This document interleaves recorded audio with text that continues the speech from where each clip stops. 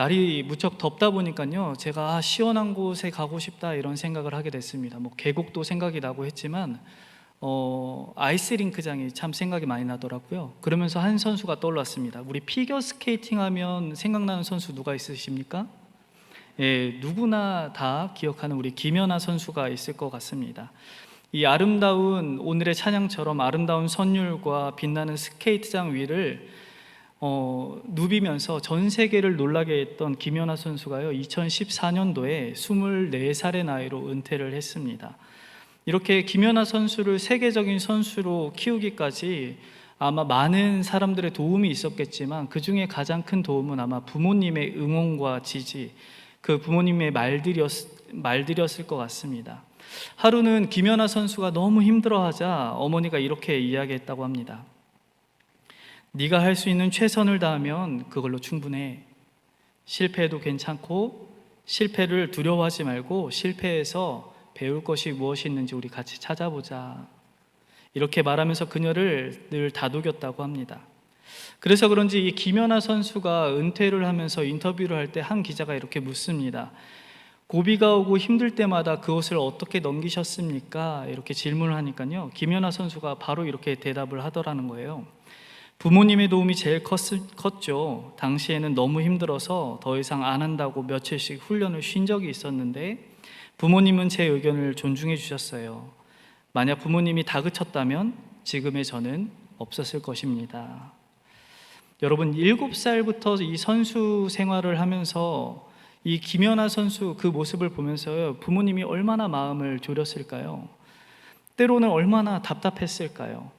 미성숙한 그 김연아 선수를 좋은 선수로 키우기 위해서 부모가 마음껏 자기가 하고 싶은 말들을 꺼내고 싶었지만 그렇게 하지 않고 그녀를 존중해주고 그녀의 말을 들어주고 그녀가 다시 용기를 얻어 일어날 수 있도록 많은 말로 용기를 북돋아 주었다.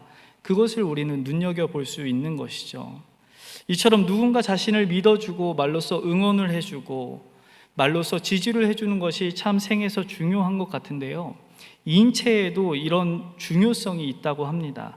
사람의 신경계에서 가장 중요한 게 중추신경계인데, 뇌에서부터 허리까지 오는 이 중추신경계에서 가장 중요한 신경이 어디 있는가 봤더니요, 이 언어를 지배하는 언어중추신경이 우리 인간에게 있어서 가장 중요하다라는 전문가의 말을 제가 그냥 들어봤습니다.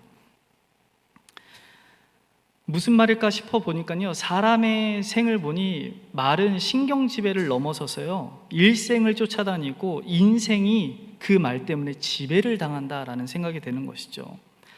미국의 32대 대통령이었던 프랭클린 루스벨트라는 사람이 있는데요, 이 대공황 시기에 2차 세계대전이 있었던 그 시기에 성공적으로 이끌었던 대통령 중에 한 사람입니다.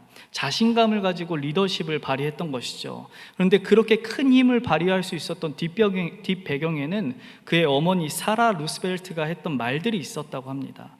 너 자신을 믿어라. 너는 위대한 일을 할 수 있단다.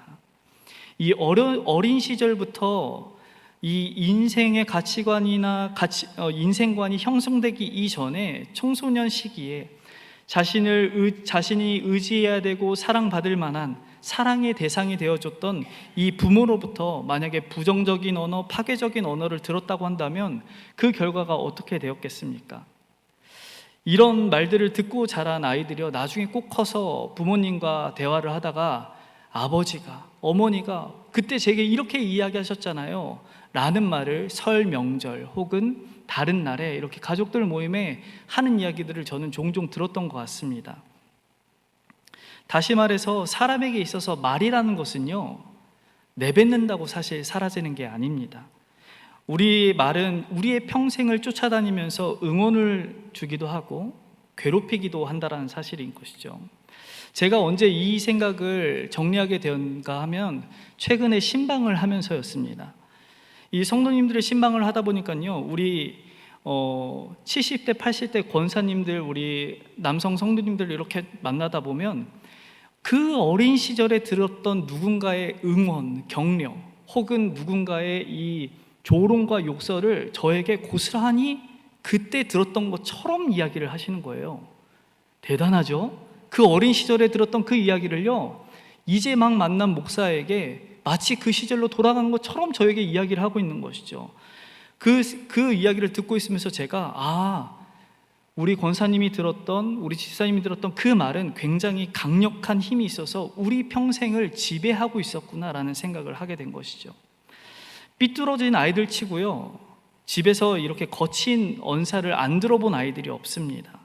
결국 그들이 들었던 이 부정적이고 파괴적인 말들이요, 그들의 평생을 쫓아다니면서 그들을 괴롭게 했다라는 것은요, 분석 결과가 없어도 우리는 눈에 보이듯 잘 알 수 있는 것이죠.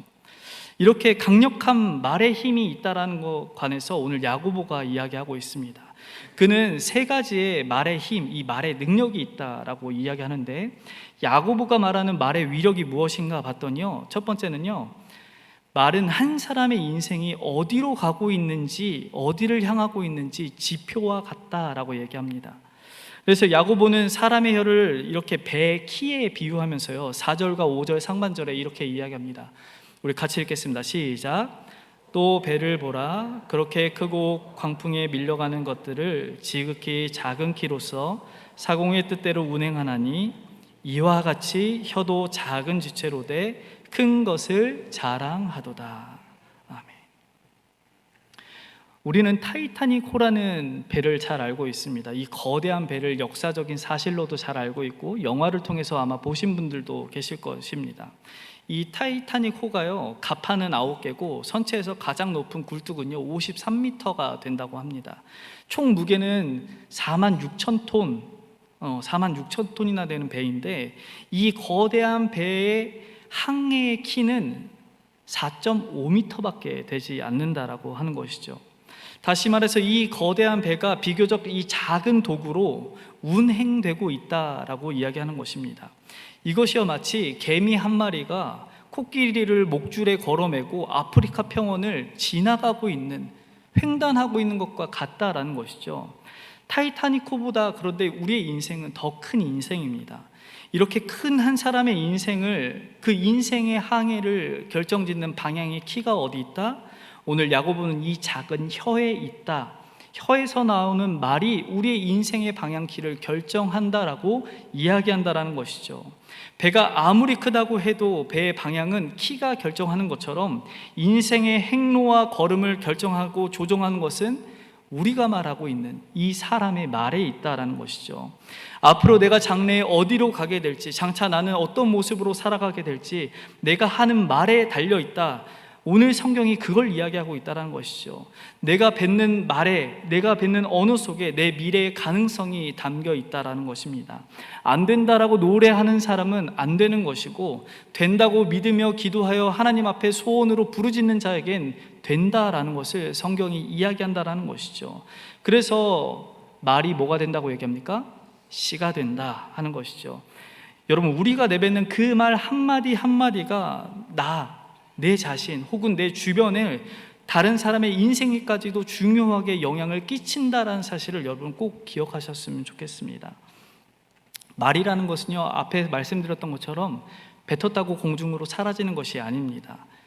그렇기 때문에 결코 가볍게 여겨서는 안 되는 것이죠.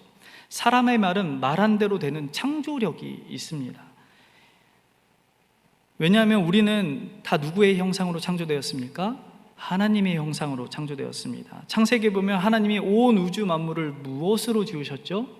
말씀으로 지었습니다. 그래서 요한복음에는 이렇게 이야기합니다. 요한복음 1장 1절부터 3절까지 말씀, 우리 화면 보시면서 같이 읽겠습니다. 시작. 태초에 말씀이 계시니라. 이 말씀이 하나님과 함께 계셨으니 이 말씀은 곧 하나님이시니라. 그가 태초에 하나님과 함께 계셨고 만물이 그로 말미암아 지은 바 되었으니 지은 것이 하나도 그가 없이는 된 것이 없느니라. 아멘.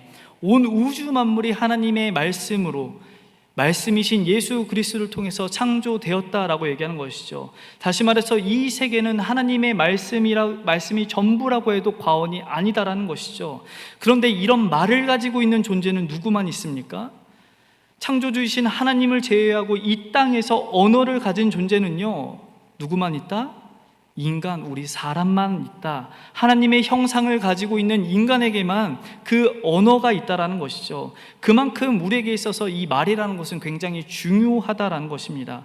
그리고 하나님이 사람에게 주신 이 언어, 이 말이 중요하다라는 것은요, 창세 후에 더 도드라집니다. 창세기 2장 19절에 보면 하나님께서 각 짐승과 새를 지으시고 이름을 정할 때 누가 부르는 대로, 아담이 부르는 대로 이름이 되게 했다라고 성경이 기록하는 것이죠. 아담이 붙여주는 이름 그대로 영원히 그들의 이름이 되도록 하나님이 결정해 놓으셨다라는 것이죠. 다시 말해서 기독교는 말의 종교이다. 말씀으로 천지를 창조하신 하나님이 여전히 말씀으로 세상을 이끌어 가신다라는 것입니다. 실제로 사람이 말을 심고 자기 인생에 그대로 거둔다라는 것을 우리는 인생을 살아가면서 종종 봅니다. 여러분, 누에를 여러분 다 잘 아실 텐데요. 누에는요, 자기 입에서 씨를 뿜으며 살아갑니다. 씨를 뽑아서 집을 짓고 그 집에서 들어가 살다가요, 그 일생을 그 씨를 뽑은 집에서 살다가 마무리하는 것이죠. 사람도 마찬가지입니다. 자기 인생의 행복과 불행을 자기 입에서 뽑아내고 그 입으로 지은 인생의 집에서 살다가 생을 마감한다라는 것이죠. 그래서 잠언 18장 21절에 이렇게 표현합니다. 같이 읽습니다. 시작. 죽고 사는 것이 혀의 권세에 달렸나니 혀를 쓰기를 좋아하는 자는 그 열매를 먹으리라. 아멘. 여러분, 우리 주변에 보시면 굉장히 괜찮아 보이시는 분들이 많이 있습니다. 지식도 있고 재산도 있어서 참 멋있다라고 하시는 분들이 우리 주변에 있는 것이죠. 그래서 우리가 볼 땐 다 갖춘 분처럼 보일 때가 있습니다.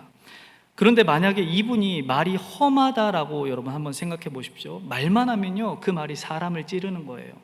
같은 말을 했는데 들으면 사람이 굉장히 기분이 나쁩니다. 도대체 왜 그런지 모르는데 가만히 보니까 이분의 말에 그 원인이 있다는 것이죠.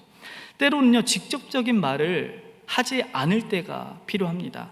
직접적으로 노골적으로 자신의 의사를 표명하는 것이 오히려 안 좋고 애둘러서 간접적으로 알아들을 수 있도록 적당히 암시하는 정도가 오히려 좋을 때가 있다라는 것이죠. 남의 잘못을 그때마다 딱딱 집어내서 말하는 것보다 적당히 알아들을 수 있을 정도로 권고하는 게 좋을 텐데, 어떤 분들은 말을 굉장히 노골적으로 직접적으로 하는 분들이 있다라는 것이죠. 그렇게 말하면요, 사실 주변 사람들이 점점 멀어지기 시작합니다. 여러분, 말이 거칠잖아요. 이게 부모 자식 간에도 거리가 멀어지더라고요. 상처를 받는 것이죠. 하물며 부모 자식 간에도 말 때문에 상처를 받고 거리가 멀어지는데, 피 한 방울 섞이지 않은 남이 그렇게 말을 한다면 당연히 그 사람과의 인연은 끝나는 것이겠죠. 그래서 만약에 우리 인생을 한번 돌아보면서 난 참 내 주변에 사람이 없는 것 같아, 인덕이 없어 라고 생각이 되신다면 한탄하지 마시고 한번 여러분 언어 생활을 한번 점검해 보십시오. 여러분, 사도 바울은요, 고린도전서에서 이렇게 얘기합니다. 고린도전서 10장 32절, 우리 같이 읽습니다. 시작. 유대인에게나 헬라인에게나 하나님의 교회에나 거치는 자가 되지 말고. 아멘. 이렇게 여기 사도 바울이 얘기하는 거치는 자, 거친다라는 핵심 내용이 무엇인가 하니 이 언어 생활을 이야기합니다. 다른 사람들을 말로써 불편하게 만들지 말라라는 것이죠. 여러분, 교회 안에 얼마나 다양한 분들이 모여 살고 계십니까? 살아온 배경도 지식도 생활 수준도 관심사도 모두가 다 우리는 다른 사람들이 모여 있습니다. 이렇게 모여 있는데 교회에 가서 어떤 말을 하고 우리가 어떤 말을 듣느냐에 따라서 우리 교회의 안정과 평화를 조장하는 가장 중요한 요소가 된다라는 것이죠. 그래서 사도 바울은 우리가 어디를 가든지 간에 말을 정말 사람들에게 용기를 북돋아주고 서로를 격려하고 화합하는 쪽으로 하되, 자신의 말로 교회가 분열되지 않도록, 내가 가지고 있는 주변 가정과 직장 안에서 분열되지 않도록 항상 조심하라, 거치는 자가 되지 말라라고 이야기를 하고 있다는 것이죠. 그런가 하면 말이 가지고 있는 두 번째 위력은요, 말은 우리의 인생을 망칠 수도 있다는 것입니다. 오늘 본문 6절에서 이렇게 기록합니다. 우리 6절도 같이 읽습니다. 시작. 혀는 곧 불이요 불의의 세계라. 혀는 우리 지체 중에서 온 몸을 더럽히고 생의 바퀴를 불사르나니 그 사르는 것이 지옥불에서 나느니라.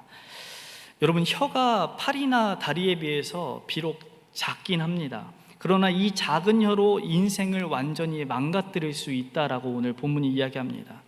우리 김창옥 대표라는 분이 계세요. 요즘 TV에서도 그리고 밖에서도 많이 이 토크쇼를 많이 하시는데 이 소통이란 주제로 많이 하십니다. 이분이 남편이 싫어하는 아내상, 이 남편이 싫어하는 아내 모습에 대해서 한번 이렇게 토크하는 것을 제가 보게 되었는데요. 여러분, 남편들이 어떤 아내들을 싫어한다고 생각하십니까? 여기 아내분들이 굉장히 많이 앉아 계시는데, 요리를 못하는 사람 싫어할까요? 살림을 못하는 사람? 돈 못 버는 사람? 제가 이런 것만 생각했다가요, 이런 아내를 싫어하는 남편이 거의 없다라고 보는 것이죠. 그러면 진짜 남편들이 싫어하는 아내상이 어떤 사람일까? 말을 기분 나쁘게 하는 사람. 그래서 이 김창옥 대표가요, 이 아내분들 모임에 가가지고 왜 이렇게 말을 기분 나쁘게 하셨어요? 라고 하니까 이 아내들이 이렇게 대답했다고 합니다. 어머, 저는 틀린 말은 한 적 없어요. 틀린 말을 한 적은 없다. 그렇죠, 다 맞는 말입니다. 근데 그 맞는 말이 묘하게 남편들을 기분 나쁘게 했다라는 것이죠. 근데요, 이게 아내만의 문제는 아닙니다. 남편과 아내로 구분지어서 남녀 간의 문제처럼 이야기를 했지만 이건 그냥 개인과 개인, 사람과 사람 간의 문제입니다. 그래서 이 말 한마디 때문에 부부간에 금이 가기 시작하고 결국에 성격 차이라는 명목으로 우리는 이혼하는 가정들을 꽤 많이 보게 됩니다. 여러분, 평생을 살아가면서 어떻게 싸우지 않는 가정이 있겠습니까? 만약에 나는 한 번도 싸우지 않았습니다 라고 얘기한다면 정말 건강한 가정일 수 있겠지만 오히려 더 큰 문제를 늘 가슴 안에 품고 살아가는 가정일 수도 있다는 것이죠. 그런데요, 이 싸울 수는 있는데 싸워도 결코 해서는 안 되는 말들이 우리에게 있다는 것이죠. 이 부부간의 싸움을 하다 보면 언성이 높아지고 감정이 격앙되어지다 보면, 제 경험입니다, 뱉으면 안 되는 말들을 상처를 받으라고 고의적으로 뱉어낼 때가 있습니다. 그러면요, 참 신기하게도요, 그 말이요, 인이 박혀요. 인이 박혀서요, 앙금이 되고 상처가 되어서요, 끝끝내 상대방을 늘 괴롭히는 거예요. 뭐 말끝만 하면 그때 당신이 이렇게 얘기했잖아. 다 경험하셨으니까 웃는 것이죠? 예, 우리가 다른 성질을 가진 사람들이 아니라 같은 성향을 가졌기 때문에 그런 것 같아요. 사실요, 이 부정적인 말은요, 굉장히 잡초와 같습니다. 마음의 뿌리를 깊이 내리고 위에 싹만 잘라낸다고 없어지는 게 아니죠. 다시 잘 자라납니다. 부정적인 말, 비판적인 말은요, 생각보다 굉장히 오래 갑니다. 그래서 이 독한 말들은 오랜 시간 누군가의 마음에 자리 잡아서 결국 인간관계를 무너뜨리게 하는 주요한 요소라고 얘기하는 것이죠. 말이 이렇게 가정을 세우기도 하고 무너뜨리기도 합니다. 그런데 이 최근에 유튜브를 보니까 부부싸움 할 때 용용체를 쓰십시오 라는 것을 봤습니다. 무슨 말인지 아시나요? 화가 나면 말 끝에 뭘 붙이라고요? 용을 붙여보라는 거예요. 그래서 왜 그러는데 용? 네. 그래서 뭐가 화났는데 이 용을 붙이면 이 상황이 오히려 해결될 수 있다라는 것을 제가 보게 되었는데요, 나름 괜찮은 것 같습니다. 혹여 집에 가셔서 관계가 틀어져서 마음이 어려우실 때 용용체를 한번 써보십시오. 이렇게 가정을 무너뜨리는 것도 말이지만 교회를 분열시키는 것도 말입니다. 이 말이 와전되고 논쟁이 되고 나중에는 이 말 때문에 교회가 쪼개지기까지 한다라는 것이죠. 제가요, 자의반이었든 타의반이었든 이렇게 큰 분쟁이 있는 교회에서 사역을 2번이나 해봤던 적이 있습니다.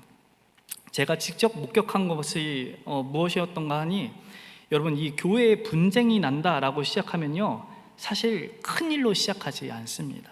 알고 보면 참 별것 아닌 것들인데 그 별것 아닌 게 나중에 교회의 큰 광풍처럼 우리에게 밀려온다라는 것이죠.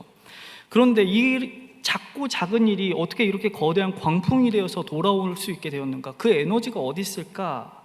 곰곰이 생각하니까요, 다 말에 있었다라는 것이죠. 분쟁이 생기게 되면 누군가 한 말을 또 어떤 분이 적대적인 분들에게 그 말을 옮겨 놓습니다. 그러면 그 사람이 듣고 그것을 통해서 감정이 어떻게 해요? 폭발하고 격양되는 것이죠. 그래서 이 서로 간에 주장을 하면서 주거니 받거니 결국 이 양 진영이요 결코 돌아설 수 없는 멀리 떨어져 버린 존재들.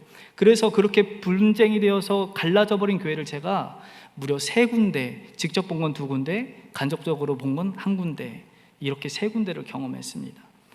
문제가 있는 교회를 보면요, 언제나 말을 함부로 하는 사람이 있고 분란을 초래하는 말을 늘 옮겨서 말을 하는 분들이 있다라는 것이죠.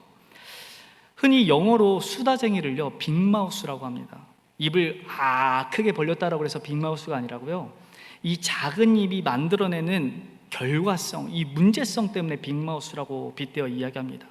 이 불이라는 것은요 처음에 작게 시작을 하다가 온 산을 태우잖아요. 오늘 성경 말씀도 그걸 이야기하는데요, 1891년에 이 미국 시카고 대화재가 난 적이 있어요. 그때 생긴 말이 하나 있습니다. 시카고 대화재도 마국간의 호롱불로부터 시작됐다. 작은 그 마국간의 호롱불이 시카고 대화재를 불러일으켰다라는 말이죠. 우리 인생을 집어삼키는 불과 같다, 말이 그렇다라는 것이죠. 그래서 고사성어에 구화지문이라는 말이 있습니다. 입구, 재앙화, 갈지, 문문자를 써서요, 입은, 내 입은 재앙을 불러들이는 문이다 라고 얘기하는 것이죠. 결국 말로 온 몸에 화를 질러낸다라는 것입니다. 우리는 대부분 살인, 동성애, 그리고 절도 이런 문제에 대해서는 굉장히 심각하게 반응을 합니다. 그러나 소문을 퍼뜨리는 것, 중상모략하는 것, 수군거리는 것, 거짓으로 누군가를 속이는 것에 대해서는, 이 혀로 범죄하는 것에 대해서는 우리는 제법 관대한 것이죠. 큰 죄로 여기지 않습니다. 왜 그럴까요? 그것이 초래하는 결과를 한 번도 제대로 경험해보지 못했기 때문에 그렇다라는 것이죠. 그러나 언제나 통제되지 않는 이 악한 혀가 야고보가 말하는 것처럼 인생을 통째로 송두리째 불태울 수 있다는 것을 우리는 알아야 된다는 것이죠. 수십 년 가까운 숯도 이 한 번의 숯불로 잿더미가 되는 것처럼, 마찬가지로 사람이 가진 이 혀가 모든 것을 소멸할 수 있다는 것에서 혀는 불과 같다라고 오늘 성경이 이야기한다는 것이죠. 우리는 살아있을 때, 주님을 만나기 이전에 자기의 혀를 통제하는 법을 배울 수 있어야 합니다. 여러분이 말하는데 돈 드십니까? 오히려 때로는 돈을 받을 때도 있으시죠? 돈이 안 듭니다. 같은 의사라도 표현하는 방법에 따라서 우리는 다양한 말들을 할 수 있는 것이죠. 그런데 어떤 표현을, 어떤 말들을 하느냐, 어떤 것을 선택하느냐에 따라서 내 인격이 나타나고 내 자신의 수양이 된다라는 것이죠. 오늘 야고보가 말하기를 하나님의 뜻대로 하는 사람은 온전한 사람이라 라고 얘기합니다. 곰곰이 생각해 보십시오. 인격의 완성이 어디서 드러날까요? 우리가 하는 말에서 드러납니다. 이 말 한마디가 어떤 사람의 마음엔 크게 와닿기도 하고요, 그 말 한마디로 자종을 압도하기도 하고요, 안돈시키기도 하고요, 어떤 말은 사람들에게 용기를 주기도 합니다. 그런데 반대로 어떤 한마디가요 분란을 일으키고 소동을 일으키고 사람들에게 상처를 주고 좌절하게 하고 고통스럽게 하는 그런 말들이 우리에게 있다라는 것이죠. 여러분, 어떤 사람이 되길 원하십니까? 그런가 하면 이 3번째 말의 위력은요, 말은 내가 하나님과 사람 앞에서 어떤 사람인지를 드러낸다라는 것입니다.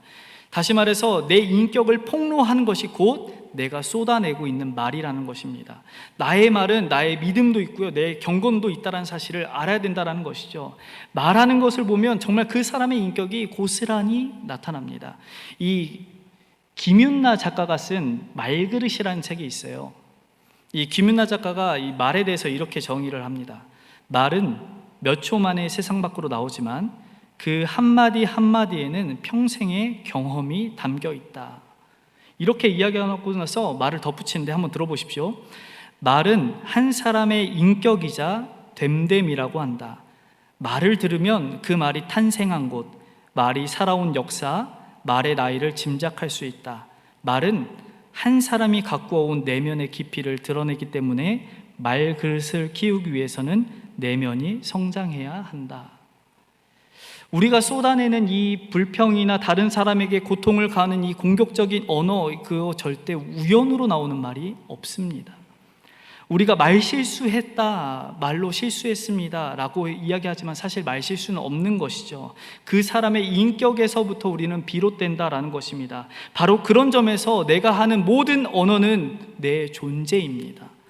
한 번의 욕이나 투덜거리는 소리나 그 어디서 어떻게 나왔든지 간에 그것이 내 경건이고 내 인격이다 라고 오늘 이야기하고 있다는 것이죠. 그래서 주님이 마태복음 12장 35절에서 이렇게 이야기합니다. 우리 화면 같이 읽겠습니다. 시작.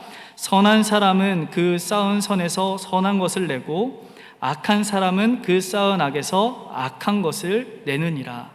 콩 심은 데 콩 나고 팥 심은 데 팥 난다. 악한 말 한마디로 나의 모든 경건이 무너진다라는 것이죠. 아니요, 무너질 뿐만 아니라 그동안 용케 숨겨왔던 내 인격과 믿음의 수준이 모두 폭로되고 만다라고 이야기하는 것이죠. 우리는 종종 말해놓고요, 돌아서서 가슴치고 후회될 때가 많이 있습니다. 그래서 제 어린 시절 좌우명이 뭐였냐면 후회하지 말자였습니다. 그 말은 무슨 말일까요? 후회를 엄청 많이 했다는 소리죠.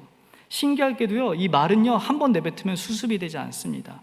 그 말이 가지고 있는 위험성이 있다라는 것이죠. 따라서 말은 어떤 순간이라도 절대로 함부로 내뱉어서는 안 되는 것이죠. 그래서 말을 골라서 해야 하고 해야 할 말을 할 줄 아는 능력이 그 신앙의 경건, 신앙의 완성이다라고 얘기합니다. 오늘 말씀에도 말에 실수가 없으면 그 사람이 온전하다라고 얘기했어요. 여기서 온전하다라는 말이요, 성화적인 완성을 뜻하거나 도덕적으로 완전 무결한 것을 이야기하는 게 아닙니다. 여기서 온전하다라는 말은 성숙하다라는 것이죠. 말에 실수가 없으면 그 사람이 어떤 사람?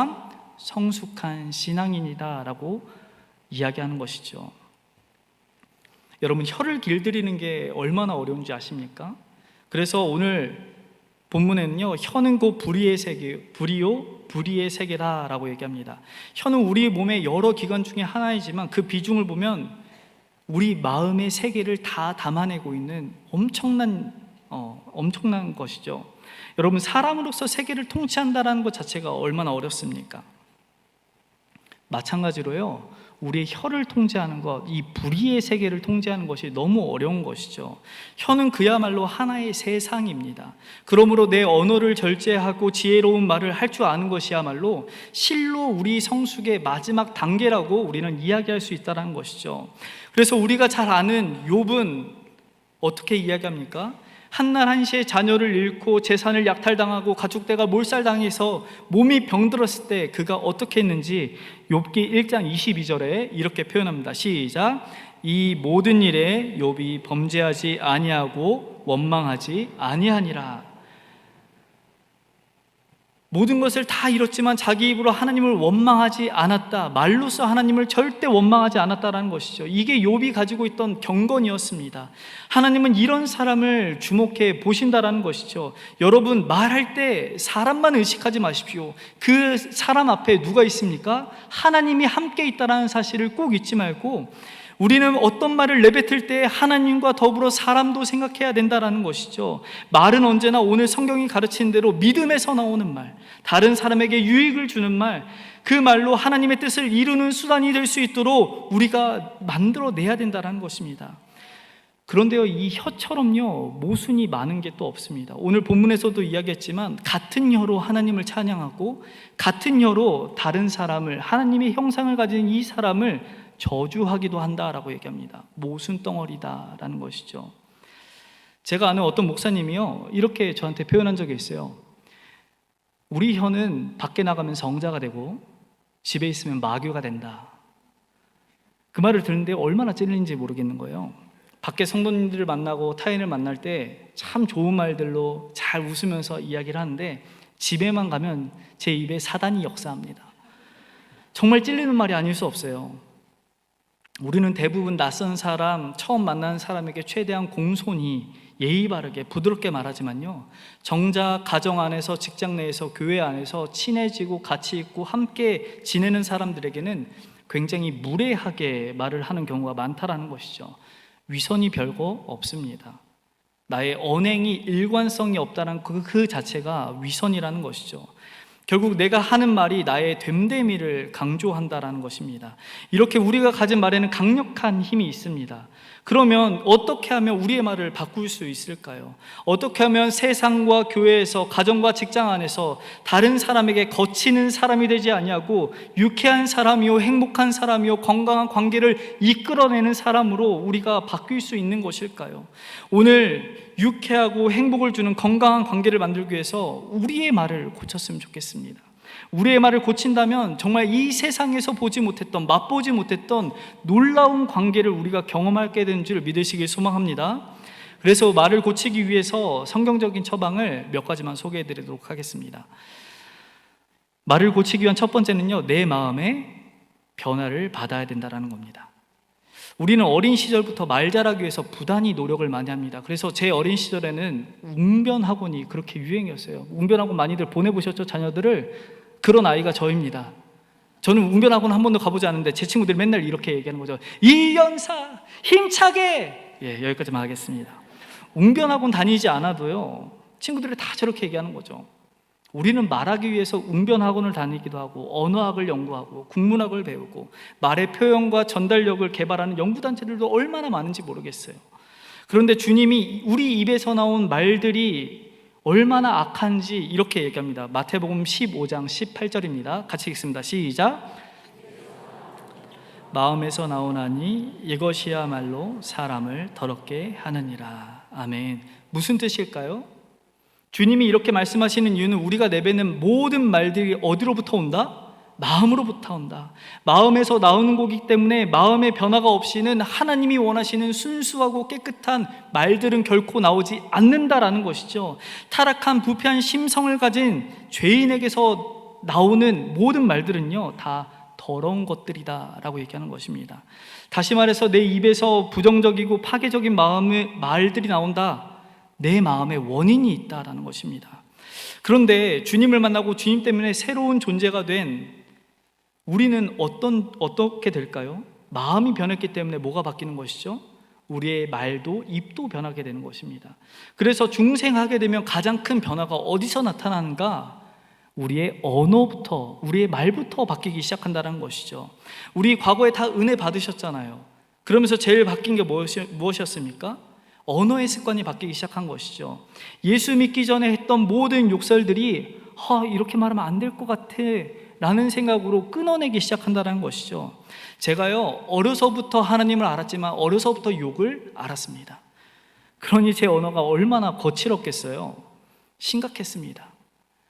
기뻐도 18, 화가 나도 18, 우울해도 18. 모든 일상이요, 다 욕으로 시작해서 욕으로 끝납니다. 최근에 제 친구들이, 제가 인천으로 이사 왔다니까 교회 다니는 친구들이 아니고 정말 세상 친구들인데 와서 이제 저를 만난 거예요. 야, 목사 되니까 야, 별일이 다 인천까지 이사 오고 하면서 제가 욕을 한마디 안 하고 있으니까 야, 유승훈이 목사긴 목사인가 보다. 왜냐하면 그 친구들을 만나서 한 번도 욕을 안 해본 적이 없었던 거예요. 늘 욕이었습니다. 제가 얼마나 이 언행이 거칠었는지요, 저는 기억이 잘 안 나는데 저희 아버지가 저를 만났던, 저를 봤던 것이니까 아마 맞을 거예요. 제가 중학생 때 일입니다. 제가 친구와 싸움이 붙었나 봅니다. 근데 이 친구가 도망갔나 봐요. 그런데 제가 이 짱돌을 들고 씩씩거리면서 동네를 누비고 다니는 거예요. 누비고 다니는 걸 제 아버지가 목격한 거예요. 그래서 아버지가 너무 놀라가지고 아들 거기서 뭐해? 이렇게 부르니까 그대로 얘기하면 저희 아버지가 바로 저한테 전화해서 왜 그렇게 얘기했어? 할 테니까 언어를 순화하겠습니다. 이 돌로 그 애를 주님 곁으로 보내려고 순화해서 말씀드렸습니다. 얼마나 이 입이 거칠었는지요. 지금도요, 불현듯 나올 때가 있어요. 그런데 인격적으로 만나면서, 주님을 만나면서요, 제가 바뀌기 시작한 것이 바로 무엇이냐? 이 언어입니다.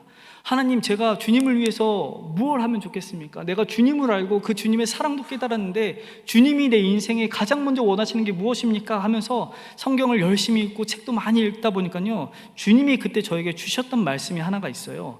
에베소서 4장 29절입니다. 우리 같이 읽겠습니다. 시작. 무릇 더러운 말은 너희 입 밖에도 내지 말고 오직 덕을 세우는데 소용되는 대로 선한 말을 하여 듣는 자들에게 은혜를 끼치게 하라. 아멘. 주님이 저에게 원하셨던 것이 하나가 있었던 것이죠. 승은아, 너 입에 있는 그 욕을 이젠 멈추지 않겠니? 정말 너의 입에 있는 그 말이 오히려 은혜를 없이 만드는구나 라고 저에게 이야기하고 있다는 것이죠. 이 에베소서에 있는 사도 바울이 말하는 이 더러운, 이 더럽다라는 말이요, 이 헬라어 사프로스라는 단어인데요, 상한 생선이나 혹은 땅에 떨어진 썩어가는 포도 이런 걸 얘기할 때 쓰는 단어입니다. 다시 말해서 사도 바울은 이 더러운 말은 언제나 우리 부패한 심성에서부터 비롯되고 있다라는 것을 전제하고 있다라는 것이죠. 우리의 마음이 부패하고 어두워져서 그 마음에 나오는 말이 모두 다 썩었다라고 이야기하는 것입니다. 여러분, 언제나 우리의 말은 마음의 지배를 받게 됐습니다. 내 마음에 없는 욕이 나올 수 없는 것이죠. 도대체 나도 그 말이 어디서 나왔는지 모르겠어, 그런 이야기 하지 마십시오. 그 말이 다 내 마음에 있던 말들입니다. 중생한 신자가요, 영적으로 퇴보하기 시작하고 껍데기에 불과한 신앙인이 되기 시작하면 마음의 악한 생각, 분노와 미움이 그리스도의 통치를 받지 않으니까 어떻게 되는 거예요? 그 말들이 고스란히 다 쏟아져 나온다라는 것이죠. 우리 교회 이야기는 아닙니다만 제가 이제 예전 교회에서들 이렇게 신방하다 보면요, 종종 거침없는 우리 지사님들, 권사님들 만날 때가 있어요. 그래서 거침없이 말하는 걸 보고, 오, 지사님 어디 싸움 가서도 절대 지지 않으시겠어요? 이렇게 얘기하니까요, 이 지사님이 갑자기 가슴을 탁 치면서요, 이렇게 얘기하는 거예요. 목사님, 아니 뭐 어떻게 다 참고 살아요? 원래 저 이래요. 원래 이게 저예요. 맞아요. 맞습니다. 그렇게 거침없이 표현하고 내 감정 있는 그대로를 표현하는 것이요, 부패한 심성을 가진 우리가 맞습니다. 그런데 틀렸습니다. 왜냐하면요, 우리는 부패한 심령은 그리스도 예수 그리스도의 십자가 앞에서 못 박아 죽었기 때문에 우리는 틀린 것이죠. 그리스도 안에서 우리는 새로운 피조물이 되었습니다. 사랑하는 여러분, 그래서 원래 그렇다는 말 하지 마십시오. 우리는 주님 안에서 죽고 주님과 함께 살아났기 때문에 원래 그렇다, 우리는 원래 중생한 성도로 새로운 존재가 되었습니다. 존재가 새롭게 되었고 마음도 새롭게 되었기 때문에 우리인 원래의 존재는 주님과 같은 존재라는 사실을 여러분 믿으시길 소망합니다. 그렇기 때문에 말을 고치기 위해서 가장 먼저 소원해야 되는 것이 무엇이냐? 내 마음의 회복입니다. 그리스도 안에서 새롭게 되어서 깨끗하고 이순수한 주님과 같은 마음을 품을 수 있도록 인도해달라고 날마다 주님에게 마음의 변화를 강구해야 된다는 것이죠. 혼자 있을 때라도 결코 말을 함부로 하지 마십시오. 욕설이나 온당치 못한 언어들을 담아내지 마십시오. 여전히 우리 마음에 이 세상에 품고 있었던 단어들이 있다면, 그 마음들이 있다면 이 시간 회개케 하시는 성령이 우리의 마음을 다스리시길 우리 회복자 되신 우리 구주 예수 그리스도의 이름으로 축복합니다. 그런가 하면 이 말을 고치기 위한 두 번째는요, 하나님의 도움을 구해야 된다는 겁니다. 구원받자마자 하나님의 자녀가 되었는데 언어의 변화도 바로 오면 얼마나 좋을까요? 그러나 이게 한순간에 오지 않습니다. 설령 존재가 변하고 마음이 변화되었다라고 해도요, 자동적으로 이게 바뀌는 게 아니더라고요. 일생 동안 자신의 언어를 살피고 어떻게든 이 언어로부터 끊어내기 위해서 노력하는 우리의 노력이 좀 필요하다는 것이죠. 그런데요, 이게 안 된다라는 것을 오늘 본문 8절이 이렇게 소개합니다. 우리 8절 같이 읽습니다. 시작. 이를 사람이 없나니 쉬지 아니하는 악이요 죽이는 독이 가득한 것이니라. 오늘 본문 8절에서 혀는 능히 길들일 사람이 있다 없다? 없다. 야고보는요, 이 혀를 길들이는 것이 참 힘들어요, 어렵습니다, 이렇게 얘기하는 게 아닙니다. 그가 강조하는 것은요, 사람은 결코 혀를 길들일 수 없습니다를 강조하고 있다는 것이죠. 사람인 나로서는 이 혀를 통제할 능력이 나에겐 없습니다. 우리 몸의 이 작은 기관 하나도요, 내가 스스로 통제할 수 없다라는 것이죠. 그래서 이스라엘의 가장 위대한 왕이라고 칭송받으며 하나님 마음에 가장 합한 자라고 이야기했던 이 다윗이요, 시편 141편 3절에 이렇게 고백합니다. 우리 같이 읽습니다. 시작. 여호와여, 내 입에 파수꾼을 세우시고 내 입술에 문을 지키소서. 아멘. 우리가 매일매일 기도 드려야 될 기도 제목 중에 하나가요, 이겁니다. 하나님, 내 입술에 파수꾼을 세워주소서. 내 이 혀를 길들일 수 있는 분은 하나님 한 분뿐이십니다. 그러므로 하나님의 자녀라고 일컬음 받는 사람이라면 내 마음과 입술을 주님이 지켜주셔야만 합니다라고 날마다 기도하는 자가 되어야 된다는 것이죠. 이렇게 주님께서 우리의 입술을 지키시고 마음을 지켜주시면 어떤 존재로 바뀌는 것일까요? 내 속에 담긴 말을 꺼내놓는 사람이 아니라 다른 사람의 말을 뭐하는 사람? 듣는 사람, 경청하는 자가 된다라는 것이죠. 그래서 이 칼빈 쿨리지라는 분이요, 이렇게 얘기합니다. 침묵을 지켜서 후회한 적은 단 한 번도 없다. 말하는 것보다 말을 안 하고 들어주는 것이 후회할 일이 없다라는 것이죠. 인간관계 전문가들이 좋은 관계를 유지하기 위한 비결, 건강한 관계를 만드는 비결로 첫 번째 꼽는 것이 언제나 듣는 것을 꼽습니다. 그래서 우리는 아침 저녁으로 늘 무슨 일을 하든지 간에 어떤 사람을 만나든지 무시로 기도할 때 내 언어 생활을 돌아보면서요, 주님과 사람 앞에서 정말 하나님 자녀답게 말할 수 있도록 인도해달라고 우리는 간구해야 되는 것이죠. 주님, 나의 말문을 지켜주소서, 내 입술을 다스려 주셔서 내 혀에 재갈을 물려 하나님이 원하시는 말들만 할 수 있게 나를 인도해달라고 날마다 기도하시는 우리 모두가 되길 소망합니다. 그런가 하면 말을 고치기 위한 마지막 세 번째는요, 우리의 말을 긍정의 언어로 바꾸어 보라는 것입니다. 할 수만 있으면 긍정적인 말을 해보십시오. 제가 일전에도 한번 소개를 해드렸는데요, 이 영어로 감사하다가요, thank입니다. thank you. 우리 이렇게 얘기하잖아요. 그런데 이 단어의 어원이 어디서 왔는가 봤더니요, think에서 왔습니다. 생각이라는 단어에서 온 것이죠. 다시 말해서 생각을 바꾸면 뭐가 된다? 감사가 된다. 우리의 생각을 바꾸면 감사가 된다. 빨래가 많아서 제가 너무 불평이 많은 거예요. 그런데 이 말을 들으면서 어떻게 바꿨을까요? 입을 옷이 많았다는 것에 하나님 감사합니다. 제가 아내가 해주는 음식이 때로는 안 맞을 때가 있잖아요. 그래서 반찬 뭔데? 이렇게 물어보고 아내가 이렇다라고 얘기한다면 뭐 어떤 반찬이야? 이렇게 얘기하면 아내가 듣고 있는지 모르겠네요. 네, 그러면 이제 투정을 하기 시작하잖아요. 그때 이제 이렇게 생각해 보는 거죠. 밥 먹을 수 있음에 감사하다. 너무 집이 어지럽혀져 있는 거예요. 제 아들 지호와 지아가 사방팔방 어지러웠습니다. 그래서 집에 딱 돌아오면 얼마나 마음이 괴롭겠어요? 그때 뭘 이야기할 수 있을까요? 집을 청소할 수 있음에, 그런 집이 있음에 감사합니다.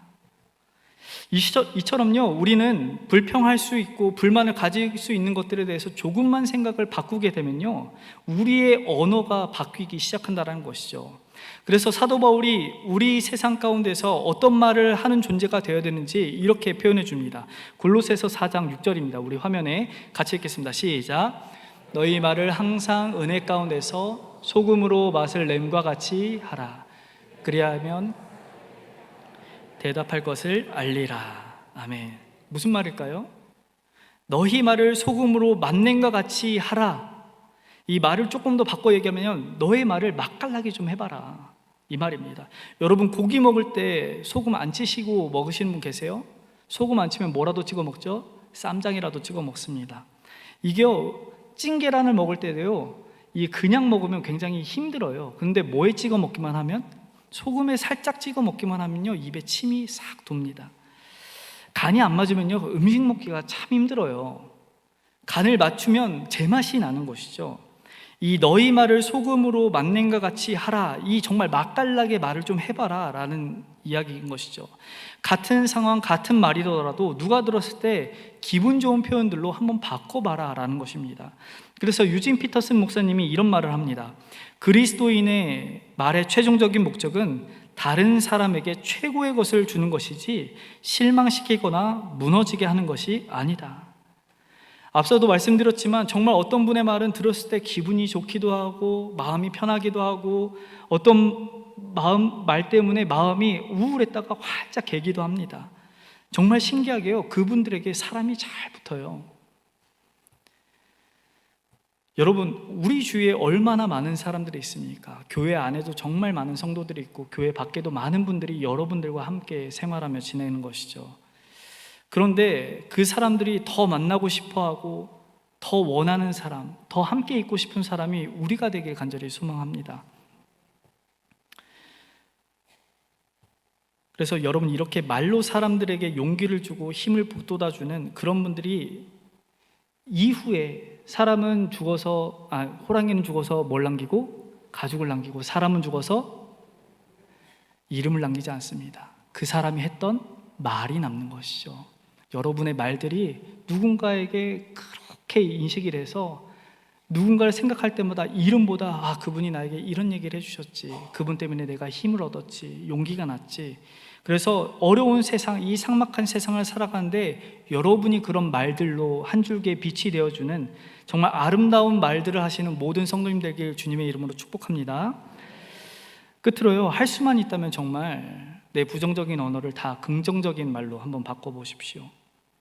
더 나아가서 용기를 주는 자가 되어주십시오. 비판하는 말보다 격려하는 말을 해주시길 바랍니다. 다른 사람의 허물을 들추는 말보다 그 사람의 좋은 면을 다른 사람들에게 소개해주는 여러분들 되어주십시오. 그래서 온 세상을 말씀이 육신이 되어 우리의 구원자가 되신 예수 그리스도가 우리의 말들을 통해서 보여주는 놀라운 역사가 우리 제2교회 성도님들 사이에 있길 우리 구주 예수 그리스도의 이름으로 축복합니다.